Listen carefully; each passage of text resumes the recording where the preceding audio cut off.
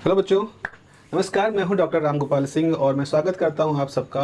और आप सब बच्चे जो फर्स्ट ईयर में एडमिशन लिए हैं, फर्स्ट सेमेस्टर अपनी पढ़ाई शुरू कर रहे हैं, क्लासेस शुरू हो चुकी हैं आपके या शुरू होने वाली होंगी आपके कॉलेज में या आपके यूनिवर्सिटी में, और आप एक नई यात्रा पे अपने पहला कदम रख रहे हो।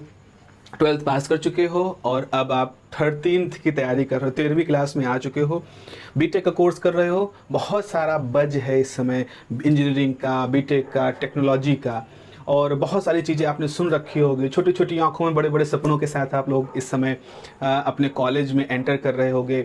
एक खुला सा माहौल आपको मिला होगा। जिस तरह की ड्रेस की जो बंदिश रहती है, हो सकता है कुछ कॉलेजों में ड्रेस भी चलती है, तो एक अलग तरह की बंदिश होती है, एक अलग तरह का बोर्ड और वो सारा प्रेशर रहता है। Now you are free because अब आप BTech engineering entrance engineering examination से भी फ्री हो ना, बोर्ड से आप फ्री हो गए हो, आप एंट्रेंस एग्जामिनेशन के प्रेशर से फ्री हो चुके हो। आपने असली यात्रा शुरू कर दी है, अपनी इंजीनियरिंग की पढ़ाई शुरू कर दी है। मैं यहाँ पर क्यों आपके साथ हूँ, मैं आपके सामने क्या कह रहा हूँ, मैं किस लिए आया हूँ। तो बच्चों, आप इस चैनल पे हैं और मोस्टली मेरा ये चैनल फिजिक्स के लिए बच्चों के बीच में थोड़ा सा जाना जाता है। आपसे पहले जो आपके सीनियर भी रहे हैं वो लोग भी फिजिक्स वगैरह को यहाँ से पढ़ते हैं। हालांकि मैंने अपने चैनल पर इलेक्ट्रिकल इंजीनियरिंग भी पढ़ाई है, मैथमेटिक्स 2 भी पढ़ाई है, बट दे लोग मुझे ज़्यादा पसंद करते हैं जब मैं फिजिक्स पढ़ाता हूँ। शायद इसलिए जो कि मैं थोड़ा फिलोसफिकल अप्रोच के साथ उसको पढ़ाता हूँ, क्योंकि खुद वो मेरे पर्सनल अप्रोच है। इसलिए जो भी हो, मुझे बहुत ज़्यादा समझ में नहीं आया, क्योंकि मैंने उतना ही एफर्ट इलेक्ट्रिकल पढ़ाने में भी किया है और उतना ही एफर्ट और भी सब्जेक्ट पढ़ाने में किया है। तो मैं यहाँ पर आपके सामने अपने इस प्यारे से ग्रीन बोर्ड के साथ हूँ। This is one of my favourite tool for this teaching. Otherwise मैं डिजिटल पेन के साथ भी पढ़ाता हूँ, मेरे वीडियो आप देख सकते हैं। So why I am here, why what I want to tell you that कि कुछ चीज़ें हैं जो आपको बहुत शुरुआत से अपने दिमाग में बना के रखनी है। क्योंकि होता क्या है ना, आप लोग अपने सीनियर्स वगैरह की सलाह लेते हो, वो सीनियर जो भी किसी और से सलाह ले रहे होते हैं, तो आपको जरा समझना है कि आपको सलाहें किससे लेनी है, और लो चाहे जिससे भी, माननी कौन सी सलाह है। तो मैं सीधे तौर पर आपके सीनियर की तरह से आकर के आपको कुछ सलाहें देने वाला हूं, और आप मुझसे अपनी सलाहें ले सकते हैं। आप कमेंट में आप मुझसे पूछ सकते हैं, मैं आपको जरूर जवाब दूंगा, और नहीं तो मैं वीडियो के थ्रू आपको जवाब दे दिया करूंगा। देखो ऐसा है, अगर मैं थोड़ी सी बात करता हूँ कंप्यूटर साइंस इंजीनियरिंग की। आप में से बहुत सारे बच्चे इस समय कंप्यूटर साइंस इंजीनियरिंग में बीटेक के कोर्स में एडमिशन लिए हैं। आज की डेट में, इसके पिछले शायद 4-5 सालों से आफ्टर कोरोना, ये जो आपका अलाइड ब्रांचेस हैं, इनके भी काफ़ी धूम है। धूम होने का मतलब है कि आपके पास एक CS होता है जिसको हम कहते हैं CS प्लेन। कई जगहों पे CS प्लेन भी अच्छा खासा अट्रैक्शन अभी भी खींच रहा है। उसके अलावा आपके पास CS है artificial intelligence and machine learning. ये एक पूरी ब्रांच है। आपने BTech CS with AI ML लिया होगा, या आपके साथ AI एंड डाटा साइंस के साथ कुछ लोग कंबाइन कर सकते हैं। कुछ लोग machine learning and cloud computing ले सकते हैं। इवन कुछ लोग ब्लॉकचेन के साथ इसको कर रहे हैं, या प्लेन क्लाउड कंप्यूटिंग कर रहे हैं। ऐसे डिफरेंट टाइप के वेरिएशंस हैं जो आपके कॉलेज में, यूनिवर्सिटी में ऑफर हुए होंगे। हो सकता है आप में से भी बहुत सारे लोगों ने इनमें से किसी अलाइड ब्रांच में एडमिशन लिया हो। तो आप ज़रूर मुझे अपने इस कमेंट में बताइएगा कि आपने किस ब्रांच में आपने एडमिशन लिया, ताकि मैं थोड़ा सा समझने की कोशिश करूं। मैं भी मशीन लर्निंग की तरह से कुछ लर्न करने की कोशिश करूं कि हमारे जो दर्शक हैं, हमारे जो बच्चे हैं, वो किस तरह के ओरिएंटेशन के साथ में हैं। देखो, मूल रूप से काफ़ी हद तक चीज़ें सेम है, लेकिन फिर भी कुछ डिफरेंसेस तो हैं, ताकि तभी ये ब्रांचेस अलग अलग बनाई गई हैं। अच्छा, अभी मैंने पिछला वीडियो जो आप देख सकते हो, वहाँ पर मैंने NIT दिल्ली के बारे में के सिलेबस को डिस्कस किया था। NIT दिल्ली का जो आर्टिफिशियल डाटा साइंस का सिलेबस था, आप अगर उसके फर्स्ट सेमेस्टर में देखो तो फर्स्ट सेमेस्टर में ही जाकर के वो आपको 2 paper, hard core 2 paper mathematics के पढ़ाते हैं। डिस्क्रीट मैथमेटिक्स वो फर्स्ट सेमेस्टर से ही शुरू कर देते हैं, और एक जनरल इंट्रोडक्शन टू मैथमेटिक्स होता है, मैथमेटिक्स का पेपर देते हैं। उसके बाद फिर एक क्वांटम फिजिक्स का पेपर देते हैं, और फिर कुछ और पेपर होते हैं जो कि जनरल जो all India council of technical education AICT है, उसने कुछ एक तरह से दिशा निर्देश दे रखे हैं। हालांकि NIT और IITs के ऊपर सीधे तौर पे दिशा निर्देश नहीं लागू होते, क्योंकि वो इंस्टीट्यूट होते हैं नेशनल रिप्यूट के। लेकिन उसके अलावा बाकी जो आप लोगों के कॉलेज हैं, अगर आप किसी प्राइवेट कॉलेज में पढ़ रहे हो, या आप REC में पढ़ रहे हो, या किसी गवर्नमेंट कॉलेज में पढ़ रहे हो, तो आप उस AICT के मानदंडों के तहत आते हो। तो उसके तहत आपको कुछ और भी पेपर पढ़ने पड़ेंगे जो शायद NIT और IIT में ना होते हों, या उस तरह से ना आते हों। तो आप अब एक बड़ा ही मासूम सा सवाल है, बच्चा पूछता है फर्स्ट सेमेस्टर में कि सर मैंने तो AI ML में एडमिशन लिया है, मतलब मैंने इस computer science engineering, artificial intelligence and machine learning या artificial intelligence and data science में लिया है। मैं ये सीखना कब शुरू करूँगा, मैं एआई सीखना कब शुरू करूँगा, मैं मशीन लर्निंग सीखना कब शुरू करूँगा। तो बच्चा ऐसा है कि तुम शुरू कर चुके हो, तुम पहले ही सेमेस्टर से ही उसके ऊपर काम करना शुरू कर चुके हो। ये बिल्कुल वैसा है जैसे आप मान लीजिए आप किसी इंस्टीट्यूट में गए जहाँ ये कहा जाता है कि अंग्रेजी बोलना हम लोग सिखाते हैं, हम आपको अंग्रेजी में बात करना सिखाते हैं। अब आप उस इंस्टीट्यूट में गए और आप कह रहे हो कि हम कब अंग्रेजी में बात करना सीख जाएंगे। इवन जब आप इंस्टीट्यूट में गए, आपने कोई बैनर देखा, वहाँ पे कुछ कोटेशन लिखे हुए हैं, आपने रिसेप्शन पे बात की, रिसेप्शनिस्ट ने आपसे अंग्रेजी में ही बात की, आप क्लासरूम बैठे, क्लासरूम में आपके जो टीचर है वो आपसे अंग्रेजी में बात कर रहे हैं, आपके जो साथी हैं उनसे कहा गया कोई हिंदी में बात करेगा तो उसको पेनल्टी लगेगा, वो अंग्रेजी में बात कर रहा है। तो अब आप सोच रहे हो कि शायद कोई ऐसा मौका, एक क्षण आएगा जिस दिन ये कहा जाएगा चलो शुरू करते हैं अंग्रेजी में बात करना, अंग्रेजी सीखना। नहीं, ये जो पैसिव लर्निंग है, आप अंग्रेजी में सुन रहे हो, अंग्रेजी देख रहे हो, अपने दोस्तों को अंग्रेजी में बात करना सुन रहे हो, ये आप सीख रहे हो। This is the process of you started learning. Your brain जो है वो गैदर करना शुरू कर, वो वोकैबुलरी पकड़ रहा है, वो चीज़ों को पकड़ रहा है।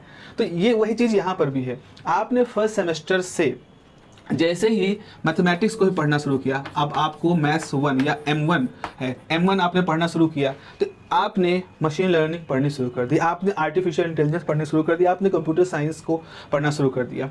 आपको लगता है कि कंप्यूटर साइंस जिस दिन हमको कंप्यूटर प्रोग्रामिंग सिखाई जाएगी, फंडामेंटल्स ऑफ कंप्यूटर सिखाए जाएंगे, हमको पाइथन सिखाना शुरू किया जाएगा, हम उस दिन से कंप्यूटर सीखेंगे। नहीं, computer is basically it is a mathematics. Computer is a mathematics, it is applied mathematics you can say. आप मैथमेटिक्स कंप्यूटर की जान है।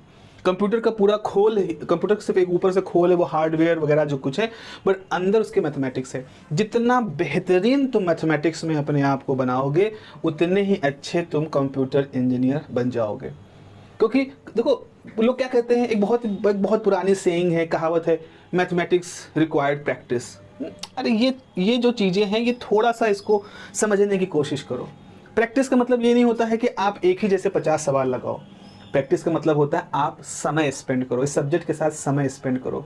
आप बार बार सवाल को देख करके, प्रैक्टिस करके उसके लॉजिक को पकड़ने की कोशिश करो। आखिर ये कहना क्या चाहता है, आखिर किस अप्रोच के साथ ये सवाल को सॉल्व कर सकते हैं। ये नहीं कि आपने एक जैसे 25 सवाल उठाए और एक सवाल में क्या तरीका लगा है उसको लगाया, फिर वही तरीका दूसरे पे लगा रहे हो, वही तरीका तीसरे पे लगा रहे हो। ये फ्रीक्वेंसी है, ये फ्रीक्वेंसी आप करो, एक ही चीज़ को बार बार कर रहे हो। इससे कोई नई लर्निंग नहीं आएगी, बल्कि एक फेक कॉन्फिडेंस आपके अंदर डेवलप होगा। फेक कॉन्फिडेंस होता है क्योंकि आपको लगेगा मैंने 25 सवाल लगाए, लेकिन एक ही तरह के एक ही टॉपिक पर। अगर सच में आपको कॉन्फिडेंस बिल्ड करना है तो आप अलग अलग कॉन्सेप्टों पर जो डिफर करते हैं उस पर 25 तरह के सवाल लगाओ और सोच सोच के लगाओ। Then you will get something from that subject. तो आप ये मत समझिएगा कि मैथमेटिक्स में आपको क्या सीखना है। मैथमेटिक्स में आपको सोचना सीखना है। ये बहुत ज़रूरी होता है, जो बहुत डिफ़िकल्ट होता है कि हम सोचे कैसे, हम किसी प्रॉब्लम के बारे में उसको हल करने के लिए रास्तों के बारे में सोचें।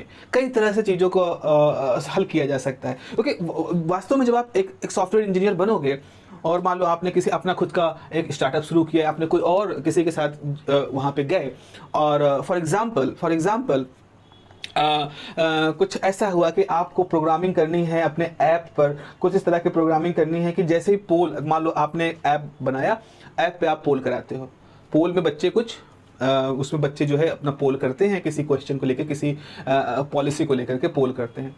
अब आप क्या करना चाहते हो, आप उस पोल से अपने सिस्टम को सिखाना चाहते हो कि आपके जो बच्चे हैं वो किस फिनेंशियल बैकग्राउंड से आते हैं। क्योंकि कोई पोल में जब हम अपनी राय रखते हैं तो हमारी राय जो होती है वो हमारी फाइनेंशियल पृष्ठभूमि, हमारी सामाजिक पृष्ठभूमि, हमारी पारिवारिक पृष्ठभूमि से ही निकल के आती है।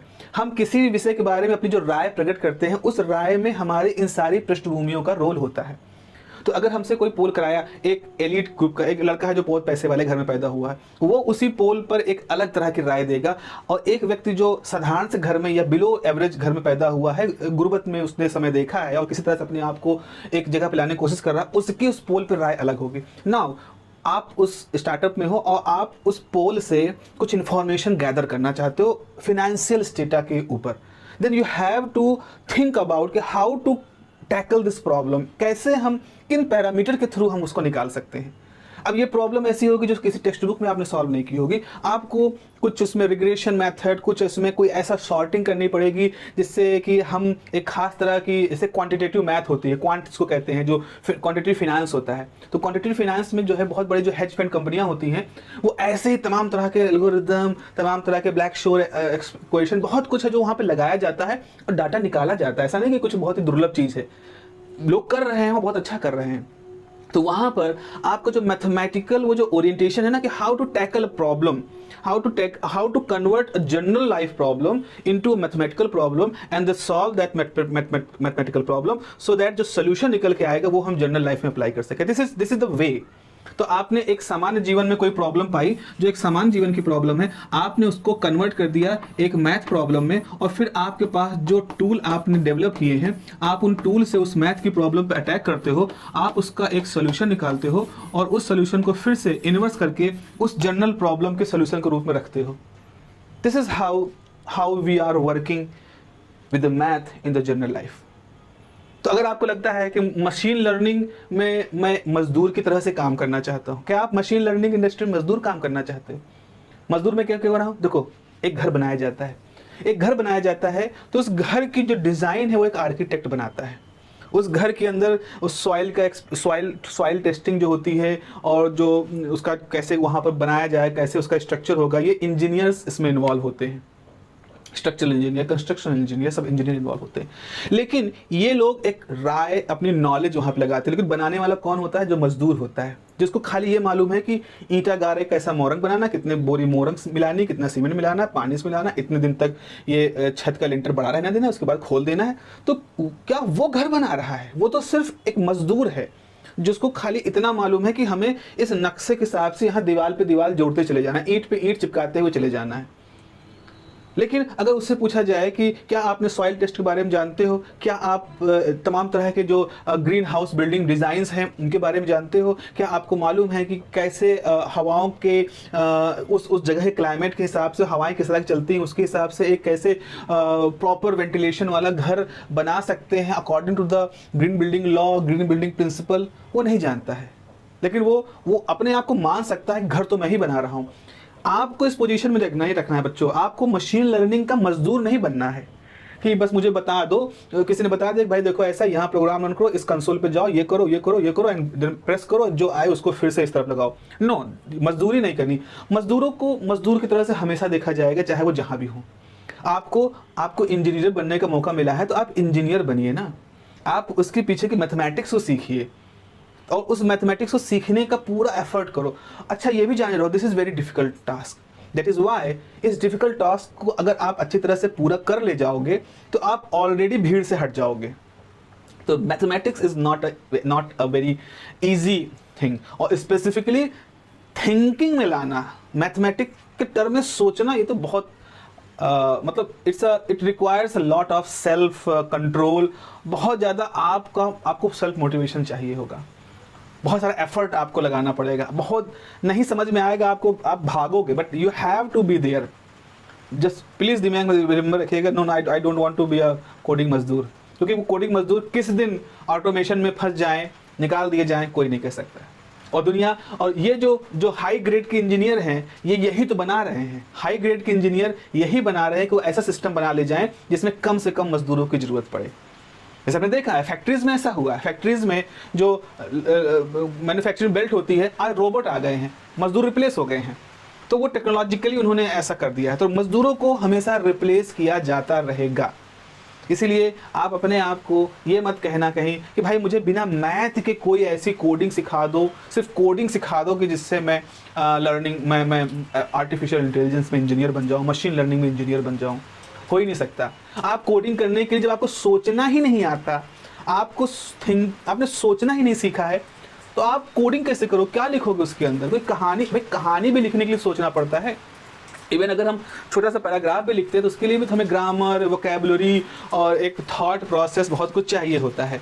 और आप कह रहे हो कि मैं कोडिंग करूँगा बिना मैथमेटिक्स के। मैथमेटिक्स आपको सोचना सिखाएगी। तो मेरे बच्चों, आप लोग को अपने आप को बनाना, अपने आप को मेंटली प्रिपेयर करना है कि मुझे मैथ सीखनी है। ये बिल्कुल पहले दिन से आपके दिमाग में ये बात पूरी तरह से क्लियर होनी चाहिए कि मैथ से मुझे छुटकारा मुझे नहीं मिलना चाहिए।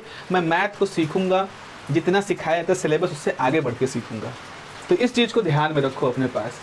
Okay, now what I am going to start, I am going to start the mathematics 1 on this channel.